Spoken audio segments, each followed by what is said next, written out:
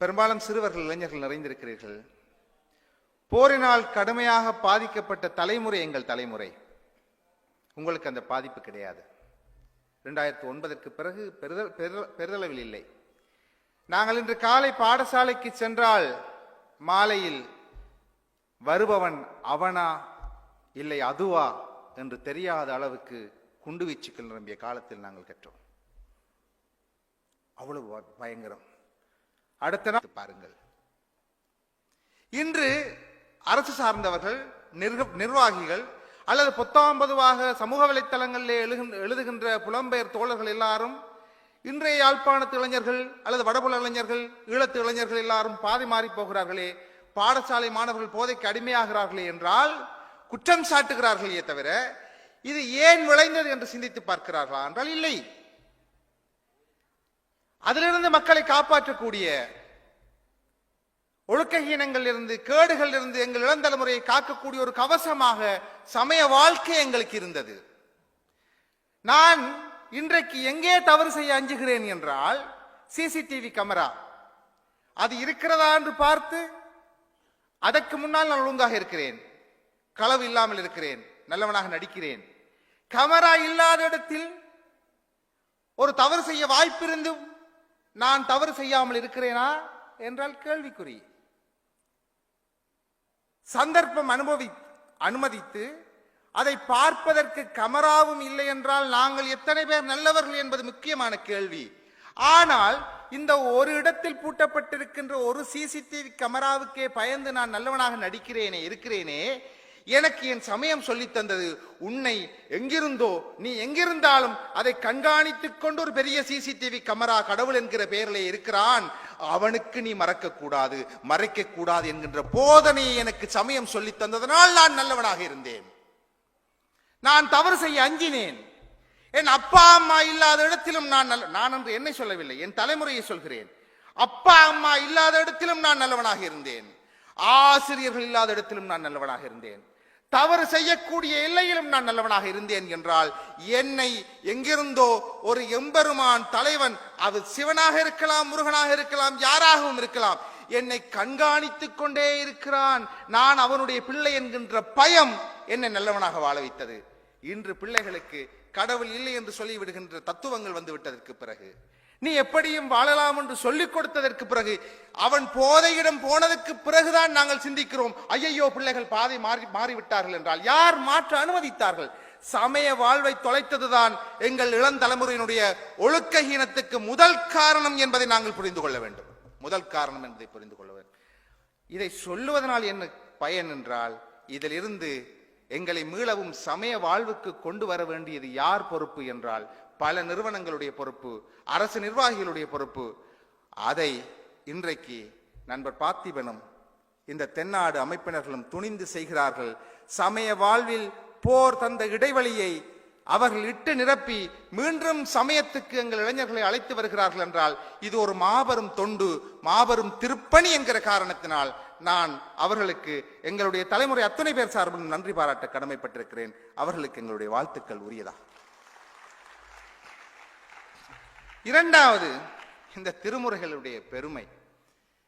நான் ஒரு யோர் சுவாமிகளுடைய சீடருடைய பரம்பரையில் வந்தவன். என் தாத்தா யோர் சுவாமிகளுடைய தவத்திரு யோர் சுவாமிகளுடைய சீடர். யோர் சுவாமிகள் ஒரு காலத்தின் யாழ்ப்பாணத்தின் அடையாளம். யாழ்ப்பாணம் ஒரு காலத்தின் சித்தாந்த சைவத்தினுடைய அடையாளமாக இருந்த பூமி.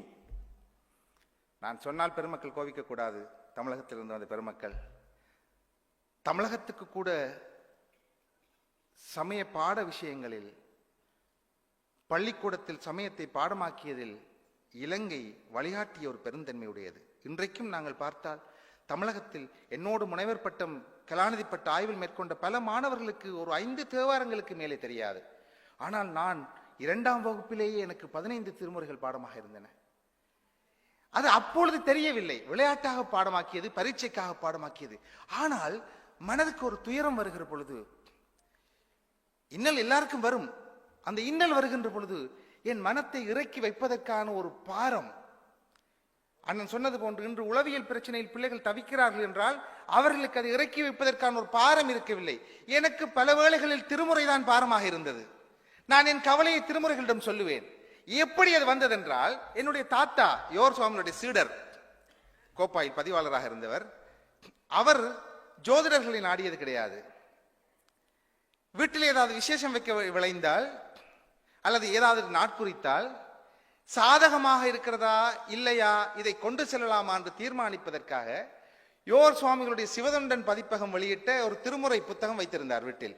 இன்றைக்கும் எனக்கு நல்ல ஞாபகம் இருக்கிறது. அந்த மட்டை, ஒரு மஞ்சள் கயிறு, என்னை அழைத்து அல்லது அண்ணாவை அழைத்து என் தங்கச்சியை கூப்பிட்டு திடீரென்று கண்ணை மூடி, இதில் ஒரு தாளுக்கு நீ இந்த மஞ்சள் கயிறு இடு என்று சொல்லுவார்கள். நாங்கள் இடுவோம். அந்த பக்கத்தை புரட்டுவார்கள். வலது பக்கத்தில் மேலே வருகின்ற திருமுறையை படிப்பார்கள். அந்த திருமுறையில் அவருக்கான செய்தி இருந்தது. இது சத்தியம் பெருமக்களே. அவர் அந்த திருமுறையை ஒரு ஜோதிடரை விட ஒரு தெய்வ வாக்காக கருதினார். அப்படியாக திருமுறைக்கு முக்கியத்துவம் கொடுத்த மண் எங்களுடைய மண். இடையிலே வந்த இடைவெளி எங்களை திருமுறையிலிருந்து அந்நியமாக்கிவிட்டது. ஆனால் மீளவும் இந்த திருமுறைகளுடைய தெய்வ பெரும் புதையல்களுடைய அந்த கண்ணியத்தையும் உயர்வையும் அவற்றினுடைய ஆற்றலையும் பறைசாற்றுவதற்காக இந்த விழா வழிகோலி இருப்பது எனக்கு மிகுந்த மகிழ்ச்சியை தருகிறது. அதற்காகவும் என்னுடைய நண்பன் பார்த்திபன் உள்ளிட்ட இந்த தென்னாடு அமைப்பினர்களுக்கு நான் என்னுடைய நன்றிகளை பதிவு செய்வதை என்னுடைய கடமையாக நான் கருதுகிறேன். இனி நான் என்னுடைய தலைப்புக்கு வந்து விடுகிறேன். ஐயா அவர்கள் அருமையான தொடக்கம் செய்தார்கள். அடியாருடைய பெருமைகளை சொன்னார்கள். அதிலிருந்து ஒரு அடியார் குறித்த பெரிய புராணத்தில் வருகின்ற செய்தி தான் என்னுடைய தலைப்பு. மன்னிய சீர் சங்கரன் தாழ் மறவாமை பொருள். அந்த அடியாருடைய வரலாறு புதுமையாக இருக்கும். அதை நான் சுருக்கமாக சொல்லுவேன். அதற்கு முன்னதாக இன்றைய அரங்கின் தலைமை உரையில் அண்ணன் விஜயசுந்தரம் அவர்கள் கேட்ட ஒரு கேள்வியோடு என்னுடைய உரையை நான் தொடங்க விரும்புகிறேன். அந்தணர்கள் இல்லை, ஓர் அந்தணர் பல ஆலயங்களை பார்க்க வேண்டிய தேவை இருக்கிறது. அந்தணர்களை நாங்கள் ஏற்றுமதி செய்து விட்டோம், ஆலயங்கள் பலவாகிவிட்டன. இந்த நேரத்தில் எவ்வாறு பூசணைகளை நடத்துவது என்பது கேள்வி. ஆறுமுக நாவலர் பெருந்தகை, நான் அவருடைய கல்வி பாரம்பரியத்தில் வந்தவன். என் ஆசிரியருடைய பரம குரு அவர், நாவலர் பெரும்பான். அவர் எழுதுகிறார், புதிதாக ஆலயங்களை ஸ்தாபிக்காதீர்கள், கீழமடைந்த சிதைந்து போன ஆலயங்களில் வழிபாடை தொடர்வதற்கான வழிவகைகளை செய்யுங்கள். அது எவ்வளவு பெரிய வார்த்தை! எவ்வாறு நாங்கள் வழிபாடு ஏற்ற வேண்டும்? அந்த பூசணைகளை செய்கின்ற தகுதி எனக்கு இருக்கிறதா? நான் எவ்வாறு பூசணை நடத்த வேண்டும் என்கின்ற கேள்விக்கு பெரிய புராணம் பதில் சொல்கிறது. அப்படி பதில் சொல்லக்கூடிய ஒரு நாயனார் தான் இன்று எனக்கு தலைப்பாக தரப்பட்டிருக்கிறார். பெரிய புராணத்தில் சாக்கிய நாயனார் என்கின்ற அடியார். அந்த பெயரே உங்களுக்கு புதுமையாக இருக்கும். சாக்கியம் என்றால் பௌத்தம். பௌத்தத்தினுடைய ஒரு பிரிவுக்கு சாக்கியம் என்று பெயர். சைவ சமய புத்தகத்திலே சாக்கிய நாயனாரா, பௌத்த நாயனார் என்கின்ற ஒரு பெயரோடு ஒருவர் சமய நாயன்மார்கள் இருக்கிறார்களே, இதை எப்படி பெரிய புராணம் அனுமதிக்கிறது என்று நாங்கள் இன்றைக்கு எங்களுடைய சிற்றறிவோடு எல்லைப்பட்டு வாழ்ந்துடுவோம். பெரிய புராணம் அந்த எல்லைகளை கடந்தது பெருமக்களே. நாங்கள் முதல் அந்த மனநிலைக்கு வர வேண்டும். பெரிய புராணத்துக்கு மூலமாக இருக்கின்ற திருத்தொண்ட தொகையை பாடிய சுந்தரமூர்த்தி நாயனார் என்கின்ற அந்த பெருந்தகை அந்த 63 61 தனியடியார்களை பாடியதற்கு பிறகு தொகையடியாரை பாடுகிற பொழுது அப்பாலும் அடிச்சார்ந்த அடியார்க்கும் அடியேன் என்று ஒன்றி பாடுகிறார். ஒரு குழுவினர்களை பாடுகிறார். யார் இந்த அப்பாலும் அடிச்சார்ந்தார்கள் என்ற கேள்வியை பெரிய புராணத்தில் சேக்கிலார் கேட்கிறார். அப்பேற்பட்ட பெருந்தகை சேக்கிலார். எனக்கு பெரிய மகிழ்ச்சி என்ன என்றால், இன்றைக்கு நான் உரையாற்றுகின்ற இந்த அரங்கம் சேக்கிலாருடைய அரங்கம், அவருடைய பெயரில் அமைந்த அரங்கம். உலக இலக்கிய வரலாற்றில் பெருமக்களே, ஈழத்து இலக்கியம், தென்னிந்திய தமிழ் இலக்கியம் என்ற எல்லை கிடையாது. உலக இலக்கிய வரலாற்றிலேயே காப்பியம் என்கின்ற இலக்கியத்துக்கு ஒரு பெரிய புதிய வரவிலக்கணம் செய்தவர் சேக்கிலார். சந்தேகம் இல்லை. காப்பியம் என்றால் என்ன இலக்கணம் தெரியுமா? தன்னிகர் இல்லா தலைவனை உடைத்தாய். ஒரு தலைவனை, அவன் அரசனாக இருப்பான், சக்கரவர்த்தியாக இருப்பான். அப்படிப்பட்ட தலைவனை, அவனுடைய அரச குடி, அவன் வாழ்ந்த நாடு, அவற்றுடைய பெருமைப்பட பாடுவதுதான் காப்பியம் என்கின்ற இலக்கியம், இலக்கிய வகைமை. கிரேக்க காப்பியங்கள் உலக புகழ் பெற்றவை, ஆங்கில காப்பியங்கள் உலக புகழ் பெற்றவை, காளிதாசனுடைய சமஸ்கிருத காப்பியங்கள் உலக புகழ் பெற்றவை. தமிழில் தோன்றிய சிலப்பதிகாரம் போன்ற காப்பியங்களும் புகழ் பெற்றவை. ஆனால் செக்கிலார் செய்த பெருமை, புதிய மாற்றம் என்ன தெரியுமா? ஏன் ஒரு தனி நபரை முன்னிறுத்த வேண்டும்? மாணவர்கள் தயவு செய்து கொஞ்சம் உங்களுடைய செவிகளை எனக்கு தர வேண்டும். ஒரு தனி நபரை முன்னிறுத்த வேண்டுமா? தனிநபர் ஒருவரை முன்னிறுத்தினால் அந்த தனிநபருடைய இறப்புக்கு பின்பு, தனிநபருடைய மறைவுக்கு பின்பு அது வீழ்ச்சியுறும். தாங்கள் எங்கள் போராட்ட வரலாற்றில் கண்ட உண்மை. வீழ்ச்சியுறும். தனிநபரை நாயகத்தன்மை கொடுக்காமல் ஒரு கோட்பாட்டுக்கு, ஒரு கொள்கைக்கு நாயகத்தன்மை கொடுத்தால் அது ஜீவிதம் பெற்று வாழும் என்று சேக்கிலார் நினைக்கிறார். எனவே கண்ணப்பர் கதாநாயகர் தான், ஆனால் அவரே முழு கதாநாயகர் இல்லை. அப்பர் பெரிய புராணத்தில் வருகிறார், சம்பந்த பெருந்தகை பெரிய புராணத்தில் வருகிறார், யார் மூலத்தை பாடினாரோ அந்த சுந்தரமூர்த்தி சுவாமிகள் வருகிறார். ஆனாலும் அந்த எல்லாரையும் இணைக்கின்ற ஒரு கோட்பாடு இருக்கிறதே, அந்த எல்லாரையும் இணைக்கிற கொள்கை இருக்கிறதே, அந்த தொண்டு என்கின்ற கொள்கைக்கு தலைமை கொடுத்து இந்த தொண்டைத்தான் நான் பிரதானமாக பாடுகிறேன் என்று ஒரு காப்பியம் செய்த காப்பியம் உலகத்திலேயே பெரிய புராணம் ஒன்றுதான் என்பது சேக்கிலாருக்கு கிடைத்த பெருமை. அதனாலே தான் பெருமக்களே, கம்பராமாயணத்துக்கு கம்பராமாயணம் என்று பெயர், மகாபாரதத்துக்கு பாரதம் என்று பெயர். தொண்டு என்கின்ற பண்பை முதன்மைப்படுத்திய காரணத்தினால் தான் இது திருத்தொண்டு புராணம், திருத்தொண்டர் புராணம் என்பதற்கு மேலே பெரிய புராணம் என்கின்ற அடையை பெற்றது என்பதை வரலாற்றாசிரியர்கள் பதிவு செய்கிறார்கள். அந்த அளவுக்கு சிறப்பான இலக்கியம். அதிலே ஒரு கதை, ஒரு நபர், அவருக்கு சிந்தனை வருகிறது, நான் ஒரு சமயத்தை, தத்துவத்தை பின்பற்ற வேண்டும் என்று நினைக்கிறார். ஆனால் அவர் அறிவார்ந்தவர்.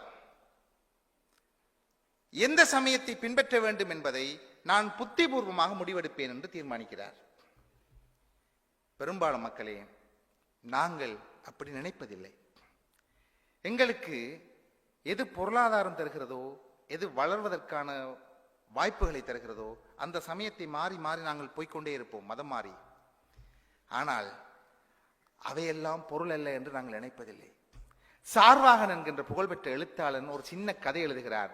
நான் முழுவதையும் சொல்லவில்லை, 2 வரியை சொல்கிறேன். ஒரு சின்ன குழந்தை, அதற்கு ஜானைக்குட்டி பொம்மை வைத்திருக்க விருப்பம். அப்பாவை கேட்கிறது, எனக்கு ஜானைக்குட்டி பொம்மை வாங்கித்தா, ஜானைக்குட்டி பொம்மை வாங்கித்தா என்று கேட்கிறது. அப்பாவுக்கு உடனே வாங்கி கொடுக்க முடியவில்லை. வேலையில் அவர் கடுமையாக இருந்தார். பின்பு ஒரு 2-3 மாதங்கள் கழித்ததற்கு பிறகுதான் ஞாபகம் வந்தது, என் சின்ன குழந்தை வீட்டிலே யானைக்குட்டி பொம்மை கேட்டானே, நான் வாங்கி கொண்டு போவேன் என்று சம்பளம் கிடைத்த அன்று யானைக்குட்டி பொம்மையை வாங்கி கொண்டு வருகிறார். பிள்ளையிடம் கொடுக்கிறார். அந்த குழந்தை யானைக்குட்டி பொம்மையை தூக்கி எறிந்து விட்டு அவன் விசிலுதி கொண்டு ஓடுகிறான். நினைத்து பாருங்கள், ஒரு பருவத்திலே நாங்கள் பொருளாக கருதுவதை கொஞ்சம், உனக்கு பட்டம் பொருள் கிடையாது, உனக்கு பட்டம் பொருள் கிடையாது, சிவன் தாள் மறவாமை இருப்பது பொருள். உனக்கு பதவி பொருள் கிடையாது, சிவன் தாள் மறவாமை இருப்பது பொருள் என்று உன்னதமான பொருளை நோக்கி ஆற்றுப்படுத்துகிறார். அதுதான் சிறந்த அறிவினுடைய பயன். வள்ளுவர் சொல்கிறார், மெய்ப்பொருள் காண்பது அறிவு. உண்மையான பொருளை எப்பொருள் யார் யார்வாய் கேட்பினும் மெய்ப்பொருள் காண்பது அறிவு. எப்பொருள் எத்தன்மைத்து ஆயினும் மெய்ப்பொருள் காண்பது அறிவு. அந்த மெய்ப்பொருள் எது? மன்னிய சீர் சங்கரந்தாள் மறவாமை. அதுதான் பொருள். இதை எந்த கதையிலே வைத்து சேக்கிலார் காட்டுகிறார்? அந்த இளைஞர் வருகிறார். எங்கே வருகிறார்? அவர் காஞ்சிபுரத்துக்கு வருகிறார். அந்த காலத்து காஞ்சிபுரம் என்றால் உங்களுக்கு தெரியும், சமய அறிஞர்கள் நிறைந்த ஒரு நகரம், பட்டிமண்டபங்கள் நிறைந்த நகரம். மண்டலத்தில் தேங்கி விடாதீர்கள். அறிவில், ஆற்றலில், பயணத்தில் தேங்கி விடாதீர்கள். தேங்கினால் நாங்கள் குட்டையாகி விடுவோம். குட்டைகள் நாற்றம் தரும், சேராகிவிடும். தயவு செய்து ஓடிக்கொண்டிருங்கள். ஓடிக்கொண்டிருங்கள் என்று நான் சொல்லுவது உடலால் இல்லை, நீங்கள் இயங்கிக் கொண்டிருங்கள். இயங்கிக் கொண்டிருக்கிற பொழுதுதான் நாங்கள் நதியாவோம், தூய்மையாவோம், மற்ற அழுக்குகளை கழுவ வல்லவர்களாவோம். ஒரு குட்டைக்குள்ளேயே அடங்கிவிட்டால் அழுக்குகள் எங்களை நாற்றம் எடுக்க செய்துவிடும்.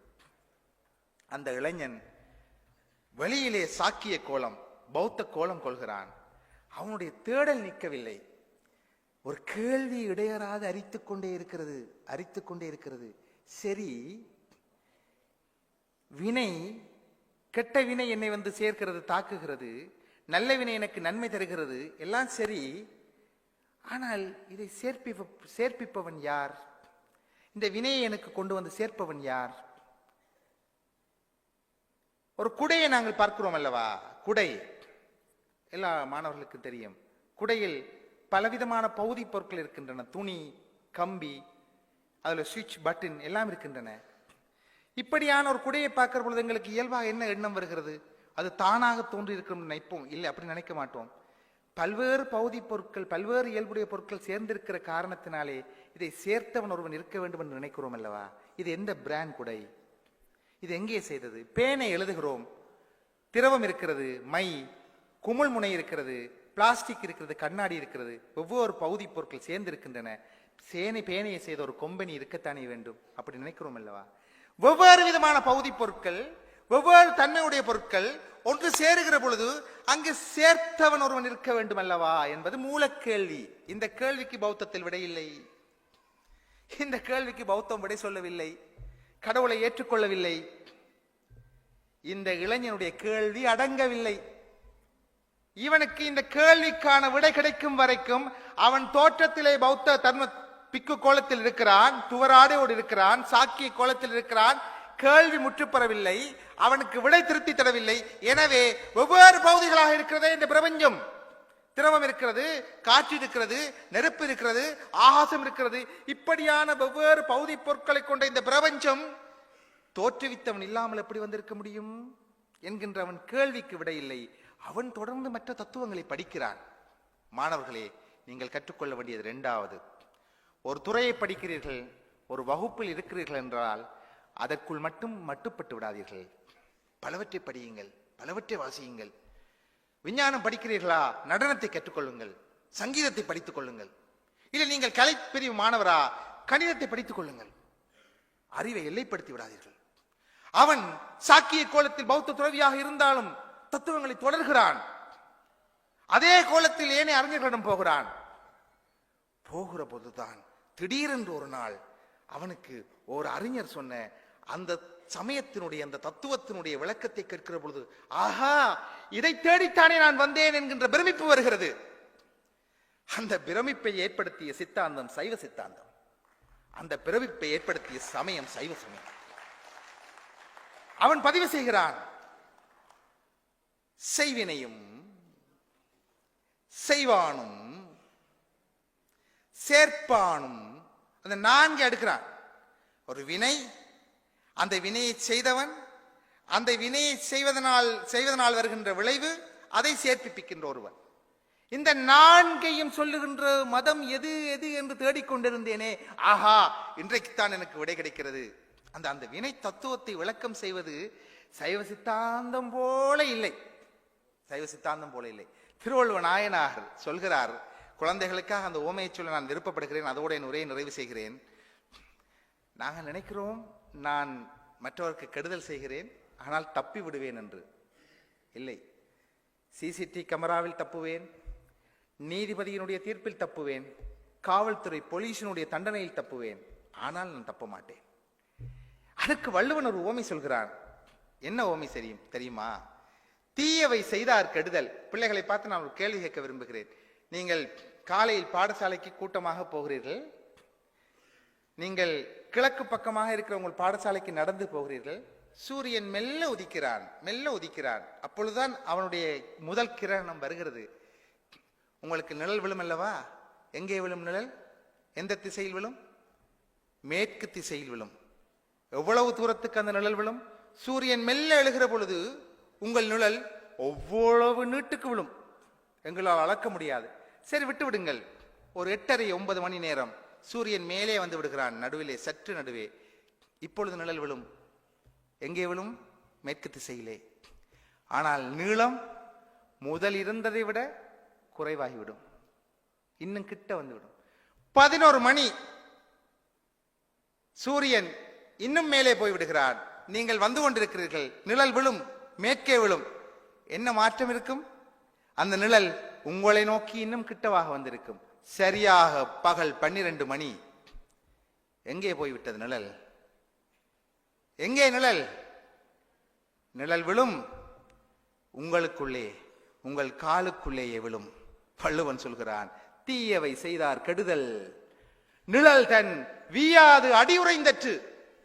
நீ மற்றவனுக்கு கெடுதல் செய்து விடுகிறாயே, அந்த கெடுதலால் வருகின்ற தீவினை என்ன தெரியும்?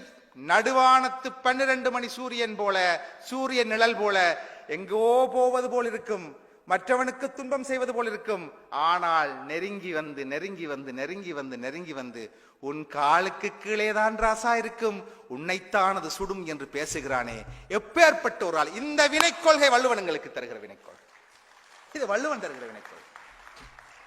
நண்பர் பார்த்திபன், உங்களுக்கு அவனை தெரியாது, அவரை தெரியாது, அவன் பொறியியலாளர், இன்றைக்கு சிட்னியில் ஆஸ்திரேலியாவில் மிகப்பெரிய உத்தியோகத்தில் இருக்கிற ஒருவன். நண்பன் பார்த்திபனுக்கு குழந்தைகள் சிலர், எல்லாரையும் சைவ வாழ்வில் வளர்க்கிறான், அது வேறு. அங்கு டெலிகாம் போல் அங்கு புகழ்பெற்ற தொலைபேசி நிறுவனத்தில் வேலை செய்கிறான் பொறியியலாளராக. அவன் தன்னுடைய சொத்தில் ஒரு பகுதியை மகனுக்கு எழுதி வைக்க முடியும், தன் வீட்டை மகனுக்கு எழுதி வைக்க முடியும். தான் செய்த புண்ணியத்தில் ஒரு பகுதியை மகனுக்கு எழுதி வைக்க முடியுமா? தான் செய்த தீவினையில் ஒரு பகுதியை மகனுக்கு எழுதி வைக்க முடியாது. அது அவர்தான் அனுபவிக்க வேண்டும். யார் கெடுதல் செய்கிறாரோ, யார் நன்மை செய்கிறாரோ அதை அவரவர் அனுபவிக்க வேண்டும் என்று சொல்லுகின்ற அந்த சைவ சித்தாந்தத்தினுடைய வினை கோட்பாடு அந்த சாக்கிய நாயனாருக்கு ஒரு புலகாங்கிதத்தை ஏற்படுத்துகிறது. அவர் மகிழ்கிறார். இதற்கு பிறகுதான் இந்த கேள்விக்கான விடை வருகிறது. சரி, நான் மனதளவில் சைவத்தை பின்பற்றுவதாக முடிவெடுத்து விட்டேன். ஆர் சாக்கிய நாயனார் நினைக்கிறார், மன்னிய சீர் சங்கரந்தாள் மறவாமை பொருள். அப்ப என்ன செய்ய வேண்டும்? சைவராவதற்கு என்ன செய்வது? நீங்கள் கிறிஸ்தவராவதற்கு ஒரு முறை இருக்கிறது உலகளாவிய ரீதியிலே. வேறு வேறு சமயத்துக்கு சார்வதற்கு ஒரு முறை இருக்கிறது. இன்னொருவர் சைவத்துக்கு வருகிறார் என்றால் என்ன முறை இருக்கிறது? என்ன சடங்கு, என்ன சம்பிரதாயம்? இல்லை. அதை அவன் புரிகிறான். சாக்கிய நாயனார் பௌத்தன். எந்நிலையில் நின்றாலும் எக்கோலம் கொண்டாலும் சிவபெருமான கும்பிடுறதுக்கு என்ன தோற்றம், என்ன பதவி, என்ன வயசு, என்ன மொழி இல்லை. என் நிலையில் நின்றாலும் எக்கோலம் கொண்டாலும் சிவபெருமானை கும்பிடுவதற்கு பூணூல் போட வேண்டுமா? சிவபெருமானை கும்பிடுவதற்கு வெள்ளை வேட்டி கட்ட வேண்டுமா? சிவபெருமானை கும்பிடுவதற்கு காவி வேட்டி வேண்டுமா? சிவபெருமானை கும்பிடுவதற்கு புடவை வேண்டுமா? எக்கோலம் கொண்டாலும். ஆகவே அந்த சாக்கிய முனிவன் முடிவெடுக்கிறான், சைவத்தை நான் பின்பற்றுகிறேன், சைவ சித்தாந்தம் என் தத்துவம். ஆனால் என்னுடைய ஆடை இதுதான், துவராடை, பௌத்த ஆடை. எப்படி வழிபடுவது சிவபெருமானை? அந்த நேரத்தில் சிலவேளை உங்களுக்கு அந்த அனுபவம் இருக்கும் பெருமக்களே. அது பக்தியில் தான் வருமண்டில்லை, நட்பில் வரலாம், காதலில் வரலாம், பாசத்தில் வரலாம். சில வேளைகள் எங்களுக்கு அறியாத அந்த அந்த இன்ப ஒரு உணர்வு வருகிற வேளையில் நாங்கள் எதுவும் செய்வோம். கொரோனா காலத்தில் பிறந்த நாள் வருகின்ற பொழுது கேக் வெட்டி கொண்டாட முடியாத நிலையில் பழைய அழுகி போன ஒரு வாழைப்பழத்தை, கொய்யாப்பழத்தை வெட்டி விட்டு என்னுடைய மகன், அப்பா இதான் நினைக்கும் கேக் சாப்பிடுன்னு சொல்லி கொண்டு வந்தான். பழைய வாழைப்பழம். அப்ப கேக் இல்லையே, நான் உதற முடியாது. எனக்கு தேவை அவனுடைய உள்ளம், அன்பு. இன்றைக்கு அப்பாவுடைய பிறந்த நாள் கொண்டாட வேண்டும் என்று அவன் நினைக்கிறான். அதுதான் இந்த நேரத்தில் சாக்கிய நாயனார், பௌத்த தோற்றத்தில் இருந்த நாயனார், நான் சைவராகி விடுகிறேன் என்று நினைக்கிறார். சிவபெருமானை எப்படி வழிபடுவது என்று தெரியாது. அதை அந்த தத்துவாசிரியர் சொல்லிக் கொடுக்கவில்லை. அவர் ஞான போதத்தை சொல்லிக் கொடுத்திருப்பார், சைவ சித்தாந்தம் சொல்லிக் கொடுத்திருப்பார், எப்படி வழிபடுகின்ற கிரியை சொல்லவில்லை. அவர் பார்க்கிறார், பூசை போட்டு வழிபடுவதை பார்த்திருக்கிறார். எப்படி பூசிப்பது? பக்கத்தில் பார்க்கிற கற்கள், சிறிய சிறிய கூழாங்கற்கள் அதிகமாக இருந்தன. ஒரு கல்லை எடுத்து அங்கு பக்கத்தில் இருந்த சிவலிங்க பெருமானுக்கு அதை அப்படியே சாத்துறார். கல்லால் பூசை செய்கிறார், சிறிய கல்லால். ஆடை, பௌத்த பிக்குவனுடைய ஆடை, அவர் பூசை செய்வதற்கு எடுத்தது பூ அல்ல, கல்லு. ஆனால் அவரை சிவபெருமான் அடியாராக ஏற்றுக்கொண்டார் என்றால் எங்களுடைய சமயம் எவ்வளவு விரிவானது, எங்கள் சிவன், எங்கள் கடவுள் எவ்வளவு உயர்ந்தவன், நாங்கள் எத்தனை பேரை அணைக்கிறோம், எல்லாரையும் அணைக்கிறோம், எல்லாரையும் ஏற்றுக்கொள்கிறோம் என்றால் அதுதான் சைவத்தினுடைய பலம், அதுதான் சிவனறியினுடைய சிறப்பு. நாங்கள் யாரையும் தள்ளவில்லை. எந்நிலையில் நின்றாலும் எக்கோலம் கொண்டாலும் மன்னிய சீர் சங்கரந்தான் மறவாமை பொருள் என்று அவர் பௌத்த ஆடையுடைய இருந்தவரை சேக்கிலார் எந்த விதமான, நான் ஆசிரியர் இருந்திருந்தா என்ன இவர் ஒரு சைவ அடியா இருக்கு, என்ன பௌத்த உடுப்பு, அதை கலட்டு, அதை விடு. சேக்கிலார் அதை அப்படியே பதிவு செய்கிறார். பௌத்த உடையோடைய அவருக்கு பெயர் என்ன? சாக்கிய நாயனார். நினைத்து பாருங்கள் பெருமக்களே, ஒரு சைவ பெருமுறையில் 12வது திருமுறையில் ஒரு நாயனார் பௌத்த நாயனார் என்று இருக்கிறார் என்றால் எங்களுடைய மதம் பறந்துபட்டது, விரிந்தது. அந்த விரிவை போற்றுகிறேன். வாய்ப்புக்கு நன்றி, வணக்கம்.